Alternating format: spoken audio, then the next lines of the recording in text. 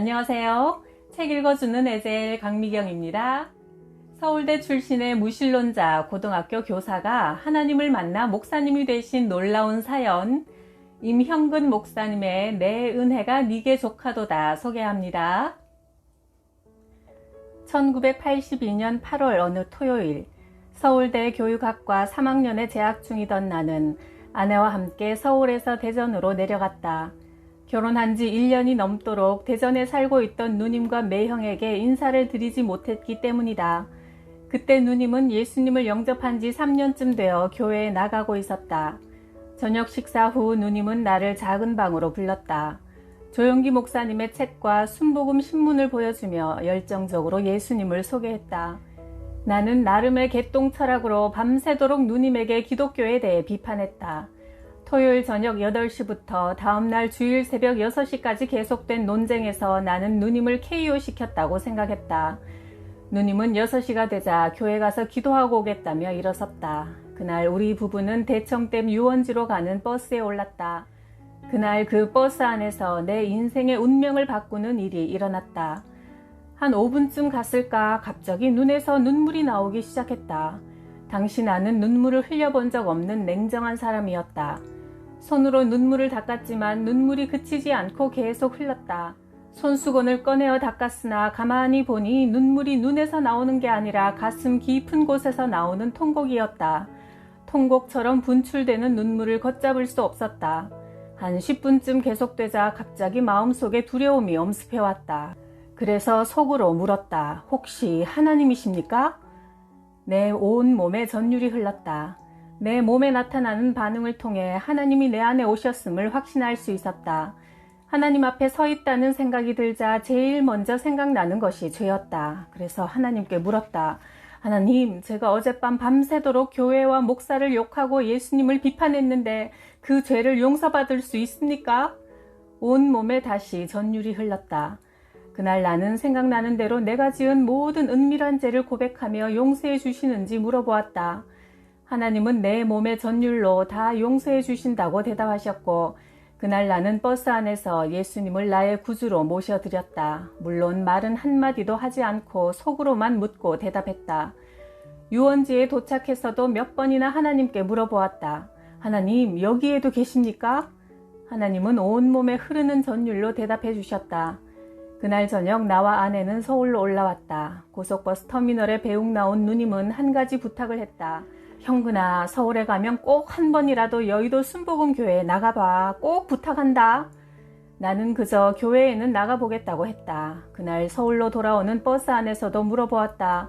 하나님, 지금 여기에도 계십니까? 여전히 온 몸에 전율이 흘렀다. 그날 나는 온종일 말할 수 없는 감격적인 체험을 했다. 그것은 누님의 간절한 기도에 대한 응답이었다. 밤새도록 논쟁을 해도 안 되니까 누님은 반항적이고 무지한 동생을 위해 교회에서 통곡의 눈물을 흘린 것이다. 영혼 구원에 있어 반드시 필요한 것이 눈물의 기도다.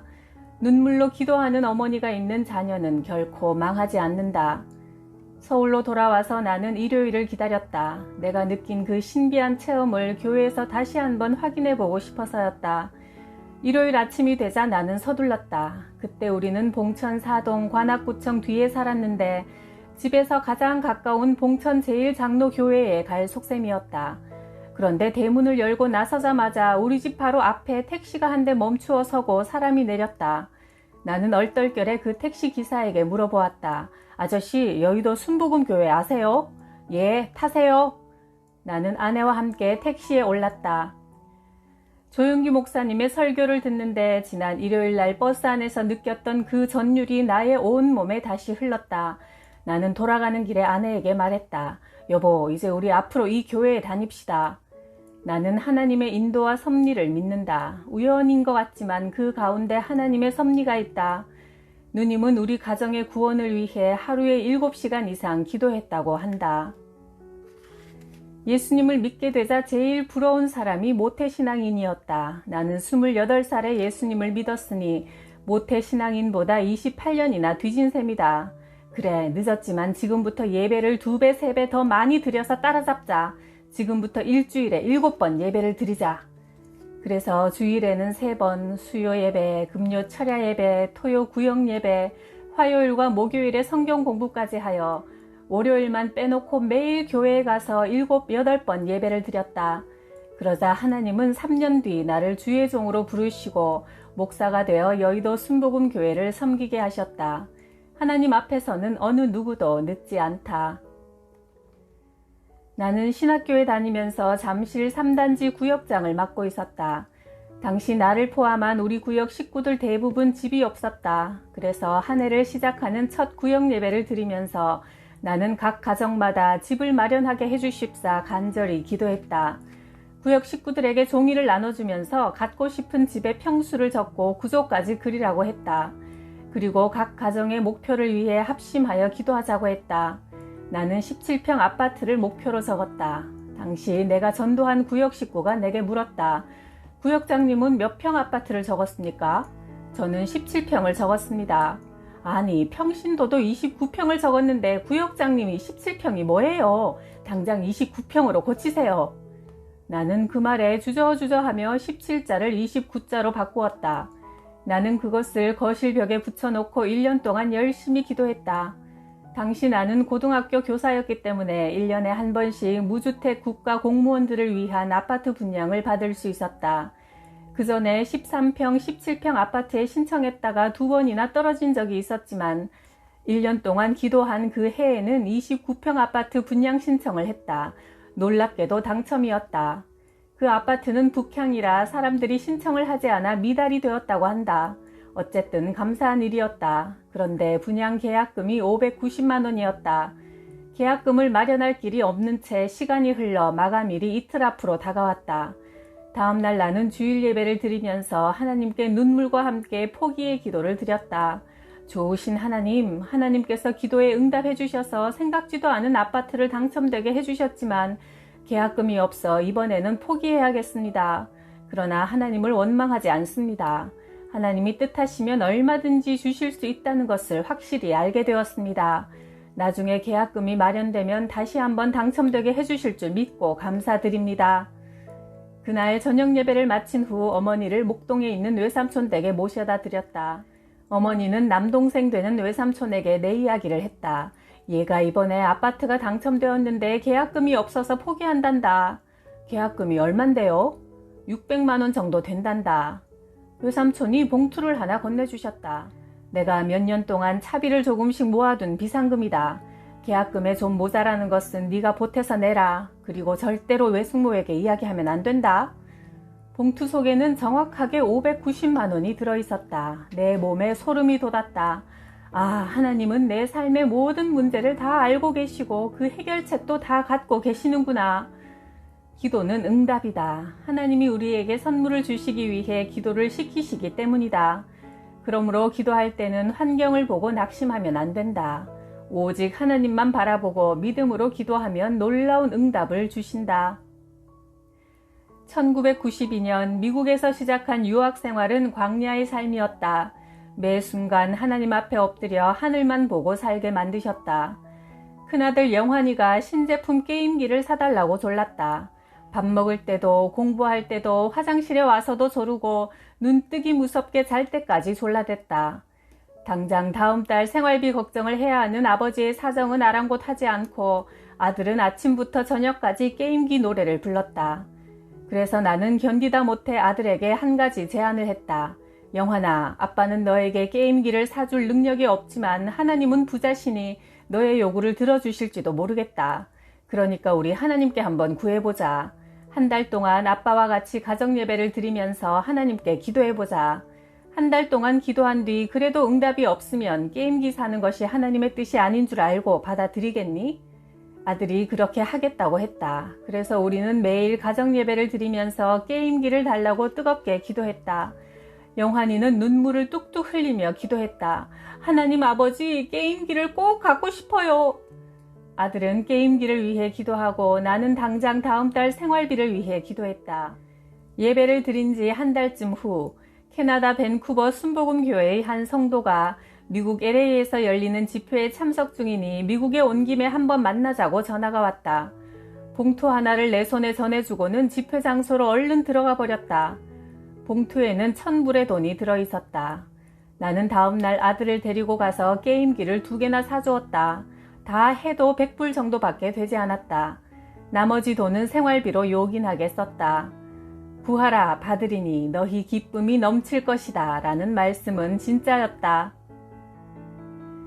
내가 신학교에 다닐 때 당시 교회에서는 사역자가 부족하여 신학생들이 전도사로 발령받는 경우가 많았다. 2학년을 마칠 때쯤 되자 여전히 성경을 잘 모른다는 생각이 들어 1년 동안 성경을 제대로 공부하기 위해 당시 교사로 근무하던 용산고등학교를 그만두었다. 그 무렵 신학교 학생처장에게서 전화가 왔다. 지금 교회에서 전도사 한 분이 급히 필요하다고 학교로 요청이 왔습니다. 임형근 전도사님이 김포교구를 맡아주시면 좋겠습니다. 처장님, 제가 아직 제대로 아는 것이 없어서 신학교를 다 마친 뒤에 전도사로 나갔으면 좋겠습니다. 학생처장은 한번 기도해보라는 말씀을 남기고 전화를 끊었다. 그날 저녁 기도하는데 성령께서 강하게 책망하시는 것을 느낄 수 있었다. 순종이 공부보다 낫다. 지금 순종하지 않으면 너에게 돌아가는 축복이 늦을 것이다. 깜짝 놀라 기도를 하다 말고 눈을 번쩍 떴다. 다음날 아침 나는 당장 전도사로 나가겠다고 전화드렸다. 이렇게 하여 나는 여의도 순복음교회 첫 사역지로 김포교구를 맡게 되었다. 신학교에 다니며 전도사로 생활하는 동안 경제적으로 참 어려웠다. 아내는 화장품을 바르지 못해 생긴 기미의 흔적이 지금까지 남아있다. 아들 영환이도 친구들이 수영장에 갔다 온 이야기를 듣고 수영장에 가고 싶다고 했지만 나는 13평 아파트 화장실로 데리고 가서 샤워기를 틀고 말했다. 영환아, 물을 맞으면서 손을 이렇게 휘저어. 그러면 수영하는 것과 똑같아. 아이에게 장난감 하나도 사주지 못했다. 문구점 옆을 지나갈 때면 다른 길로 빙 돌아서 갔다. 아이가 장난감을 보고 사달라고 졸랐기 때문이다. 우리의 이런 사정을 아시는 하나님께서 위로를 해주셨다. 하루는 아들이 흥분된 목소리로 꿈 이야기를 했다. 아빠, 어젯밤 꿈속에 흰옷을 입은 예수님이 내게 나타나셨어. 예수님이 내 손을 잡더니 영환아, 내가 너에게 천국을 보여주마 하시는 거야. 영환아, 이것이 너희 집이다 하시면서 집을 보여주는데 방이 너무너무 많았어. 집이 1층, 2층, 3층으로 되어 있었고 집 앞에 보니까 큰 수영장이 있는데 예수님이 이것이 너의 수영장이다 하셨어. 그곳에서 신나게 수영을 했는데 물속에는 온갖 예쁜 물고기들이 같이 헤엄을 쳤어. 수영을 마치고 나오니까 큰 창고를 보여주시는데 그 창고 속에는 내가 갖고 싶은 온갖 장난감이 다 들어있었어. 예수님이 영환아, 이것이 네 장난감이다 라고 하셨어. 천국 이야기를 하는 아들의 눈이 반짝반짝 빛났고 그 목소리에는 천국에 대한 확신으로 가득 차 있었다. 아들의 이야기를 들으면서 예수님께 너무 감사드렸다. 아버지가 교회 일을 하느라 장난감 하나 사주지 못하고 수영장에 한번 데려가 주지 못했더니 예수님께서 친히 아들에게 천국을 보여주셔서 위로를 주셨구나. 세상 것을 구하지 않고 하늘의 것, 영원한 것을 위해 일하는 자에게 하나님께서 천국의 상급으로 보상해 주시는구나. 그날 내가 아들보다 더 큰 위로를 받았다. 예수님을 믿고 나자 이제 성경 말씀도 읽고 신령한 생활을 하고 싶은데 제일 방해가 되는 걸림돌이 당구였다. 당시 나는 거의 매일 당구를 치면서 하루에 2-3시간의 시간과 돈을 몇천 원씩 갖다 바쳤다. 그 시간에 성경을 보고 그 돈으로 헌금을 하면 얼마나 좋을까. 그래서 당구를 끊기로 마음먹었지만 의지가 약해 끊지 못했다. 오늘은 곧장 집으로 들어가자 이렇게 결심하면서 버스를 내렸지만 내 발걸음은 어느덧 당구장을 향해 걸어가고 있었다. 당구를 치고 집에 돌아오면 제일 먼저 하는 것이 회개기도였다. 하나님, 저를 불쌍히 여기셔서 당구를 끊도록 도와주십시오. 그러자 몇 달 뒤 거의 매일 모여서 당구 치는 당구 삼총사를 하나님이 흩어버리셨다. 세 사람을 한 달 사이에 봉천동에서 신림동으로 또 안양으로 이사를 가게 하셨다. 모일 수가 없게 되었으니 자연히 세 사람 모두 당구를 칠 수 없게 되었다. 내가 결혼할 때 어머니는 궁합이 잘 맞는지 알아보려고 여기저기 점쟁이를 찾아다니셨다. 그런데 어느 용하다는 무당이 내가 지금 아내와 결혼하면 죽는다는 점괘를 내렸다. 결혼을 말리는 어머니에게 내가 죽어도 결혼하겠다고 하자 어머니는 점쟁이에게 아들이 죽지 않도록 처방을 받아오셨다. 그것은 신혼여행 첫날 밤 찢어지고 낡은 러닝 셔츠를 뒤집어 입고 자다가 새벽 4시쯤 동트기 전에 입고 있던 러닝 셔츠를 벗어서 호텔 밖에 내다 버려야 하고 평생 부적을 몸에 지니고 다녀야 한다는 것이었다. 부적을 떼어버리는 날 내가 죽는다고 했다. 그래서 나는 잘 때도 부적을 속옷에 붙이고 자고 집 바깥에 나갈 때도 부적을 몸에 지니고 다녀야 했다. 죽음이 두려워 점쟁이의 말 한마디에 질질 끌려다닌 것이다. 마귀는 우리에게 불안과 공포를 심어주고 우리를 포로로 삼는다. 나는 예수님을 믿은 지 6개월이 넘도록 부적을 떼지 못하고 있었다. 예배 드릴 때도 부적을 몸에 지니고 있었다. 그러다가 꿈을 꾸었다. 교회 다닌 지 얼마 되지 않았을 때 하루는 자다가 가위에 눌렸다. 꿈속에서 웬 군대가 나에게 조금씩 다가오고 있었다. 나를 잡으러 오는 마귀의 군대였다. 내가 여기서 일어나지 못하면 죽는다는 생각이 들어 필사적으로 일어나려고 애썼지만 몸이 말을 듣지 않았다. 그러다가 교회에서 들은 말이 생각나 예수 피를 외쳤다. 그랬더니 내 몸이 움직이기 시작해 일어나자 적군 한 명이 칼을 들어 나를 치려고 했다. 내가 예수 피를 외치면서 왼팔을 들어 그 칼을 막는 순간 칼이 종이로 변해버렸다. 마귀의 군대를 대적해보자는 용기가 생겨 계속 예수 피를 외치면서 달려나가자 그 많던 군대가 연기로 변해 허공으로 사라져버리고 말았다.